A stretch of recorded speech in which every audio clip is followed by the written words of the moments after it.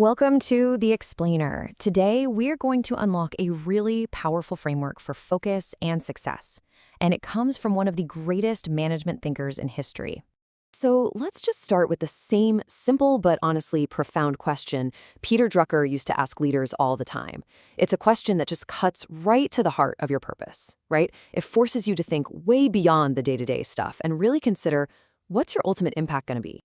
You see, Drucker wasn't just some academic theorist. No, he was a super practical guide who worked with literally everyone, from giants like General Electric all the way to the Girl Scouts.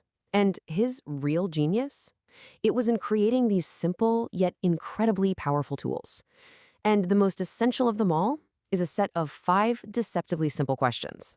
So here it is. This is the framework. Just 5 key questions. Drucker actually called this whole self-assessment process the first action required of leadership. Think about that. It's like a journey, really, from purpose all the way to planning. And you know what? We're going to walk through it step by step. All right, let's dive right in. We're going to start with the absolute foundation, the bedrock of any great organization, or hey, even a personal project, and that is its mission. Now, Drucker was absolutely adamant about this. Your mission, it's not about how you do things. It's about why you even exist in the first place. And for nonprofits and social sector organizations, he believed the beginning and the end of it all was always the same thing, changing lives. And I gotta say, this is one of my favorite Druckerisms. He insisted that a good mission statement has to be short and super focused. It should fit on a t-shirt, right? No jargon, no long, boring paragraphs. It has to be so crystal clear that everyone, from the CEO down to the newest volunteer, gets exactly how their work fits into the bigger picture. Okay, so what's really fascinating here is how a strong mission acts like a filter. It becomes this fixed anchor that doesn't just guide what you should do, but maybe even more importantly, what you should not do. It gives you the discipline to say no, even to amazing opportunities, if they don't line up with your core purpose. And that is so powerful. I mean, just look at the Girl Scouts, a perfect example. Their mission was so simple, to help a girl reach her highest potential. And that clarity guided every single decision. It allowed them to politely say no to collaborations that, sure, were for a good cause, but would have just watered down their purpose.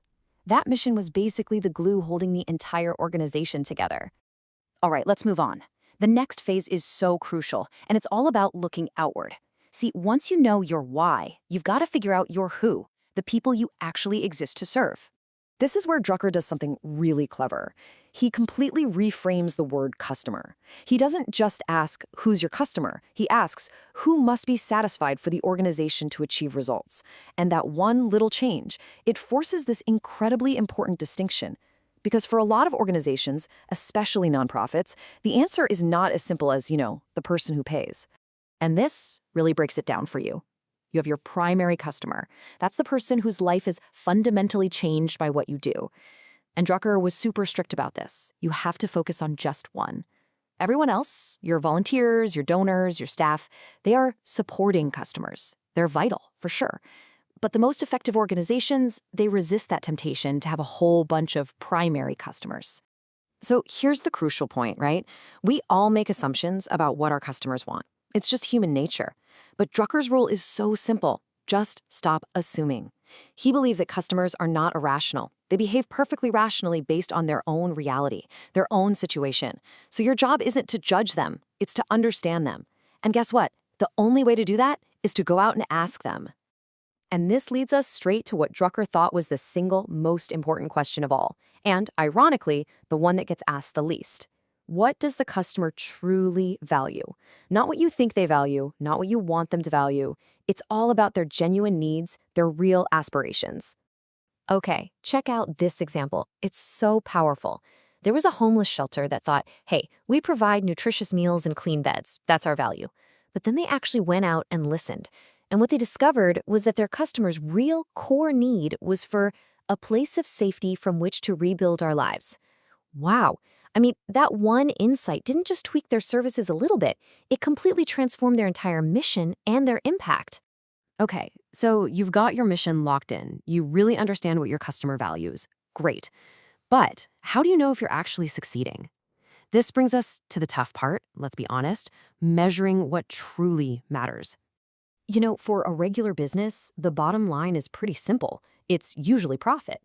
But for nonprofits and social sector organizations, Drucker says the real results, they're not on some internal balance sheet. Success is measured out there, in the real world, in changed lives and changed conditions. And that simple shift, it moves the focus away from just being busy internally to having a real-world impact. And to really measure that impact, he says you need two different kinds of data. You've got your quantitative, right? The hard data, the numbers that tell you about your scale. But just as important, you need the qualitative, the rich data, the stories, the observations, the things that reveal the true depth of the change. Drucker was clear, you need both. You absolutely need both. One tells the story, and the other proves the scale. So when you take an honest look at your results, it forces you to ask a really tough question. Is this program, this service, is it still worth our very limited resources? Our time, our money, our energy? Because as Drucker points out, just because there's a need out there, that's not enough to justify doing something. You have to match your mission with truly outstanding results. And this all leads to a crucial leadership discipline. It sounds kind of harsh, but it's absolutely essential. Planned abandonment. It just means you have to systematically stop doing things that aren't productive anymore. And look, it's always resisted. Nobody likes to stop things. But Drucker noticed that once the obsolete thing is finally gone, everybody just kind of looks around and wonders, wait, why did it take us so long to do that? All right, and this is where we bring it all home. This is the final step. With a crystal clear mission, a deep understanding of who your customer is and what they value, and an honest look at your results, now you're ready to build an actual, actionable plan for the future. But, and this is super important, Drucker's definition of a plan is key. It's not about trying to master the future with some crystal ball. No, it's about the continuous process of making decisions today that will shape your future. It's a living, breathing guide that turns all those good intentions into concrete actions and real results, starting right now. So, these 5 elements, they're pretty much the core of any good strategic plan. And did you notice what comes first? Abandonment. You decide what you're going to stop doing before you even think about what to do next. Then you concentrate on what's working, you innovate for tomorrow, you take smart risks, and you know when you need to step back and get more information. And really, that is the ultimate takeaway here. This whole 5-question process, it's not some theoretical exercise you do once and put in a binder. No way. It is designed for immediate, tangible action. It's a tool to turn all your good intentions and all your knowledge into effective action. Not next year, not next week, but like Drucker said, tomorrow morning. You know, this whole framework, it's not just for CEOs in some stuffy boardroom.